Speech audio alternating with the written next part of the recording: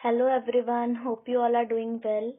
So today we are going to discuss few more topics of chapter electric field and charges class 12. तो last video में हमने देखा था dipole की वजह से electric field on axis on equatorial point या परपेंडिकुलर पॉइंट। तो अब थर्ड केस है उसी का, डाइपोल का ही, कि electric field due to dipole on any general point, कोई भी जनरल पॉइंट है, मतलब हम एक्सिस इक्वेटोरियल ना कंसिडर करते हो, कहीं भी मान लें, तो उसके लिए फॉर्मूला होगा इलेक्ट्रिक फील्ड का kp/r³ into √3 cos square theta plus 1। तो ये फॉर्मूला होता है इलेक्ट्रिक फील्ड का on a general point. Next है एंगल की भी, अगर यहाँ पे बात कर ली जाए एंगल अल्फा की, तो tan अल्फा हो जाएगा tan θ/2। तो ये भी जनरल पॉइंट पे डाइपोल की वजह से जो इलेक्ट्रिक फील्ड है वहीं पे एंगल का भी आ जाए तो इस तरह से कर लेंगे हम। नेक्स्ट है यूनिफॉर्म इलेक्ट्रिक फील्ड। जब यूनिफॉर्म इलेक्ट्रिक फील्ड होती है तो हमारे पास जो एफ नेट यानी कि जो फोर्स होता है वो 0 होता है यूनिफॉर्म इलेक्ट्रिक फील्ड में। वहीं पे एक टॉर्क होता है, ये जो सिंबल यहाँ पे आपको दिख रहा है, दिस सिंबल रिप्रेजेंट्स टॉर्क। ये सिंबल होता है, ये होता है टाउ, ठीक है, और ये किसको रिप्रेजेंट करता है? टॉर्क को। अब टॉर्क क्या होता है? तो टॉर्क जो है तो टॉर्क क्या करता है? टॉर्क ऐसा कुछ होता है जो डाइपोल को इन direction of electric field align करने की कोशिश करे। मतलब कोई डाइपोल है इस तरह से, इलेक्ट्रिक फील्ड लग रही है इस तरह से, तो डाइपोल क्या करेगा? कोशिश करेगा कि वो इसे इस तरफ को अलाइन कर दे, इस तरफ क्या कर दे? अलाइन कर दे। चलिए यहाँ पे देखते हैं। तो टॉर्क का फॉर्मूला होता है P×E। ये जो सिंबल बना है, ये वेक्टर वाला जो क्रॉस होता है, ये वो होता है, ठीक है, और इसके ऊपर भी ये लगाते हैं। ये होता है जो P होता है, ये रिप्रेजेंट करता है डाइपोल मोमेंट, और जो E है ये रिप्रेजेंट करता है इलेक्ट्रिक फील्ड को। P×E को सिंपली हम लिख सकते हैं PE sin थीटा। क्रॉस को हटाएंगे तो साइन थीटा लगाएंगे तो PE sin थीटा हो जाएगा। क्या? टॉर्क। ये जो सिंबल है टॉर्क का, ये होता है टाउ। नेक्स्ट, ये हमने देख लिया कि टॉर्क जो है वो हमेशा इलेक्ट्रिक फील्ड की डायरेक्शन में डाइपोल को अलाइन करने की कोशिश करेगा। नेक्स्ट है मैक्सिमम टॉर्क कब होगा? मैक्सिमम टॉर्क, तो हमने टॉर्क का फॉर्मूला देखा, क्या होता है? ये होता है PE sin theta. Sine theta maximum कब होता है? जब आपका जो थीटा है वो कितना हो?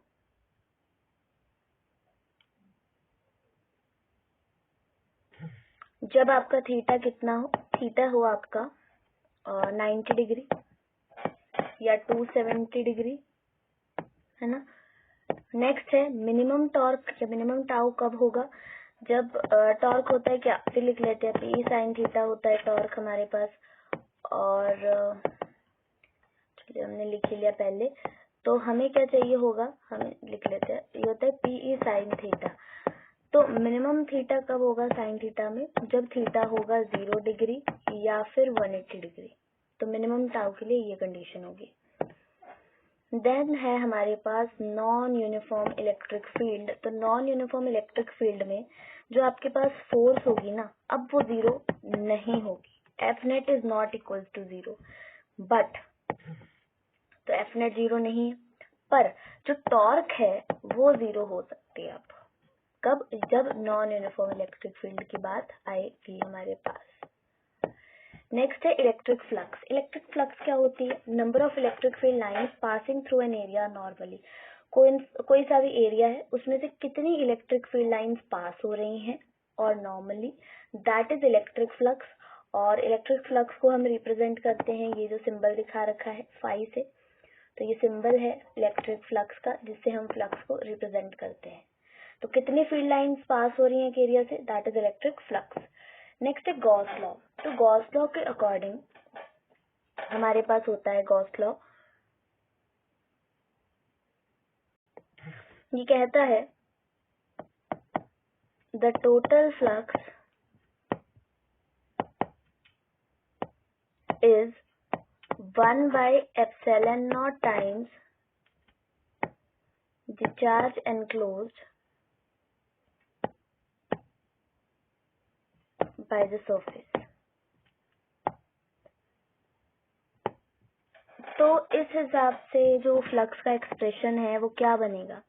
तो यहाँ से जो फ्लक्स का एक्सप्रेशन है वो बनेगा हमारे पास क्यू नेट का टोटल फ्लक्स कहा है उसने कि वो कितनी होती है 1/ε0 टाइम्स होती है किसके, चार्ज एनक्लोज्ड। तो ये क्यू एनक्लोज्ड अपॉन ε0, ये हमारे पास हमारा फ्लक्स का एक्सप्रेशन आएगा एज पर गॉस लॉ के अकॉर्डिंग।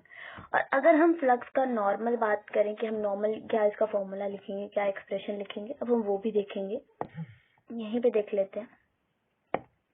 तो अपने पास फ्लक्स होता है ए डॉट ए। अब यहाँ पे ये जो डॉट बनाया है हमने, ये डॉट क्या रिप्रेजेंट करता है, ये वेक्टर वाला डॉट है, और ये जो ए है ये एरिया वेक्टर है। और ये क्या आ जाएगा हमारे पास, ये आ जाएगा आगे डॉट को के साथ आता है ई ए कॉस थीटा। तो जो फ्लक्स होती है वो होती है ई ए कॉस थीटा, और ये जो ई है ये तो एज यूजुअल इलेक्ट्रिक फील्ड को रिप्रेजेंट कर रही है। तो फ्लक्स का नॉर्मल फॉर्मूला है ई डॉट ए या ई ए कॉस थीटा, और जो अपने पास गॉस लॉ के according Q enclosed by epsilon not. तो क्योंकि टोटल फ्लक्स 1/ε0 टाइम्स होता है the charge enclosed by the surface, तो वही चीज यहाँ पे रिप्रेजेंट किया हमने। नेक्स्ट आउटवर्ड फ्लक्स होती है पॉजिटिव, इनवर्ड फ्लक्स होती है नेगेटिव। ये जो है डायरेक्शन सॉर्ट ऑफ बोल सकते हैं, तो ये भी याद रखना है हमें कि आउटवर्ड फ्लक्स पॉजिटिव है, इनवर्ड फ्लक्स नेगेटिव है। नेक्स्ट जो फ्लक्स होती है ना, वो डिपेंड नहीं करती डायमेंशन पे। Flux do not depend on dimensions, और ये हम किसके अकॉर्डिंगली बोल सकते हैं, एज पर गॉस लॉ। मतलब गॉस लॉ के अकॉर्डिंग हम बोल सकते हैं, ठीक है। जैसे कि यहाँ पे गॉस लॉ क्या होता है हमारे पास, गॉस लॉ होता है Q enclosed by epsilon not. तो क्या यहाँ पे कोई डायमेंशन आ रही है, मतलब रेडियस, शेप या कुछ भी ऐसा चेंज करने पर फ्लक्स चेंज नहीं होती है, ये हमें याद रख लेना है। ये काफी ज्यादा इम्पोर्टेंट बात है जो हमें ध्यान में रखनी है, ये काफी इम्पोर्टेंट बात है जो हमें ध्यान में रखनी है। जो गॉस लॉ है, Gauss law is also valid for unsymmetrical object. ये अनसिमेट्रिकल ऑब्जेक्ट के लिए भी वैलिड है but not useful. Unsymmetrical object के लिए या बॉडी के लिए भी वैलिड है बट नॉट यूजफुल, पर ये यूजफुल नहीं है, ठीक है जी। तो अनसिमेट्रिक बॉडी के लिए भी एप्लीकेबल है बट यूजफुल नहीं है, तो ऑब्जेक्ट लिख लो चाहे बॉडी लिख लो। जो गॉस लॉ होता है उसके जो है थ्रू हम गॉसियन सरफेस बनाते हैं, और जो गॉसियन सरफेस होता है वो क्लोज सरफेस होता है। तो Gaussian surface is a closed surface.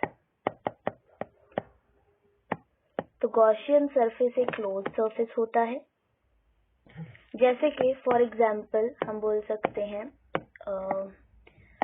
अगर कोई पॉइंट चार्ज है तो पॉइंट चार्ज के लिए जो गॉसियन सरफेस होता है वो होता है लीनियर सरफेस। और अगर कोई हमारे पास यहाँ पे करेक्शन करनी है हमें, नॉट लीनियर सरफेस, सॉरी, इसे स्फेरिकल सरफेस। पॉइंट चार्ज के लिए एक स्फेरिकल सरफेस होता है, गॉसियन सरफेस जो होता है कि एक पॉइंट चार्ज है उसके अराउंड एक गॉसियन सरफेस जो होगा वो स्फेरिकल सरफेस होगा, ठीक है। फिर उसके बाद नेक्स्ट आता है हमारे पास पॉइंट चार्ज हो गया। अच्छा, लीनियर चार्ज, अगर हम बात करें लीनियर चार्ज की, तो लीनियर चार्ज के लिए जो गॉसियन सरफेस होता है तो उसके लिए गॉसियन सरफेस होता है हमारे पास सिलेंड्रिकल सरफेस। तो इसके लिए हो जाएगा सिलेंड्रिकल सरफेस। नेक्स्ट अगर हम देखें प्लेन शीट के लिए, थर्ड ले लेते हैं हम। प्लेन शीट के लिए, प्लेन शीट में चार्ज डिस्ट्रीब्यूटेड है, ठीक है, ऐसी प्लेन शीट होती है, उस पे कुछ चार्ज ऐसे डिस्ट्रीब्यूटेड है लेफ्ट से। तो इसके लिए जो गॉसियन सरफेस होगा वो भी सिलेंड्रिकल सरफेस होगा। जो गॉसियन सरफेस होगा ना वो सिलेंड्रिकल सरफेस होगा। आज जो हमने टॉपिक डिस्कस किए हैं वो है, सबसे पहले हमने जो रहता था हमारा डाइपोल का केस, वो था डाइपोल एट जनरल पॉइंट, ठीक है। उसका हमने फॉर्मूला देखा। क्या फॉर्मूला देखा था हमने उसका इलेक्ट्रिक फील्ड का? हमने देखा था kp/r³ √3 cos स्क्वायर थीटा +1, ये फॉर्मूला देखा हमने, ठीक है। तो ये डाइपोल एट जनरल पॉइंट का फॉर्मूला था, ये देखा हमने।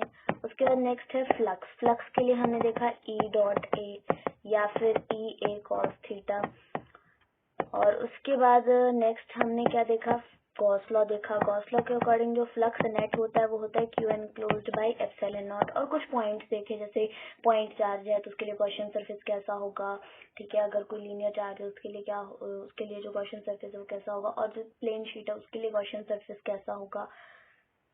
Hope you all enjoyed watching this video. Please like, share and subscribe the channel for watching more videos. Thank you.